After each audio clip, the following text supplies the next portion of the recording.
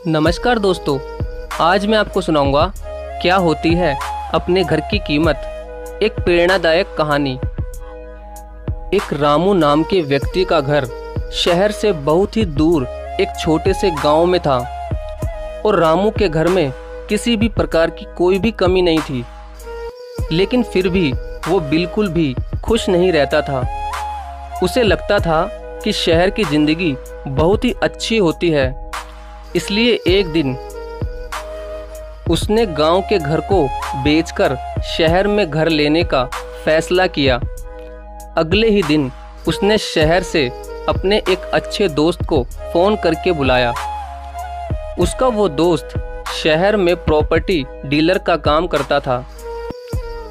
तभी अगले ही दिन उसका दोस्त उस रामू के घर पहुंच जाता है और वो अपने दोस्त रामू से पूछता है कि बताओ रामू, तुम्हें मुझसे क्या काम है। तब रामू उससे कहता है कि यार, मैं अपना ये गांव का घर अब बेचना चाहता हूँ। तुम जल्दी ही मेरा ये गांव का घर बिकवा दो और मुझे शहर में एक अच्छा सा घर दिलवा दो।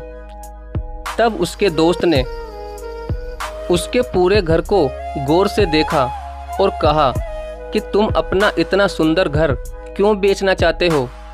ये घर तुम्हारे पुरखों का भी है और कभी भी इंसान को अपना घर बिना मजबूरी के बिल्कुल भी नहीं बेचना चाहिए। और अगर तुम्हें कुछ पैसों की ज़रूरत है तो तुम मुझसे ले लो और जब भी तुम्हारे पास हो तो तुम मुझे बाद में लौटा देना। तभी रामू ने अपने दोस्त से कहा कि नहीं, मुझे पैसों की कोई भी ज़रूरत नहीं है और मैं इस घर को इसलिए बेचना चाहता हूँ क्योंकि मेरा ये घर शहर से बहुत दूर है। यहाँ पर शहर की तरह पक्की सड़कें भी नहीं हैं और यहाँ के रास्ते बहुत ही ऊबड़ खाबड़ है और मेरे घर के आसपास बहुत सारे पेड़ पौधे हैं, तो जब भी तेज हवा चलती है तो पूरे घर के आसपास बहुत सारे पत्ते फैल जाते हैं और ये गांव पहाड़ों से घिरा हुआ भी है। अब तुम ही बताओ कि मैं शहर क्यों ना जाऊं। तब उसके दोस्त ने कहा, ठीक है, अगर रामू तुमने शहर जाने का सोच ही लिया है तो मैं जल्दी ही तुम्हारे इस घर को बिकवा दूंगा। तो रामू के दोस्त ने अगले ही दिन उसके घर का बड़ा सा विज्ञापन अखबार में दे दिया और जब रामू सुबह सुबह अखबार पढ़ रहा था तब अखबार में रामू ने उस बड़े से विज्ञापन को पढ़ा। विज्ञापन में लिखा था, शहर की भीड़ भाड़ से दूर, पहाड़ों से घिरा हुआ, हरियालियों से भरा हुआ, वह घने पेड़ों और सुंदर वादियों के बीचों बीच शहर के प्रदूषण से बहुत दूर एक सपनों का बड़ा घर बिकाऊ है और इस सपनों के घर को खरीदने के लिए कृपया इस नंबर पर फ़ोन करें। अखबार में ये खबर पढ़ते ही रामू को वो घर पसंद आ गया और उसने विज्ञापन वाला घर खरीदने का मन बना लिया। तब वो उस अखबार में दिए लैंडलाइन नंबर पर फ़ोन करता है। तभी फ़ोन रामू का वही दोस्त उठाता है जिसे रामू ने अपने गांव वाला मकान बेचने को कहा था और रामू उससे पूछता है कि ये जो विज्ञापन वाला मकान है किसका मकान है।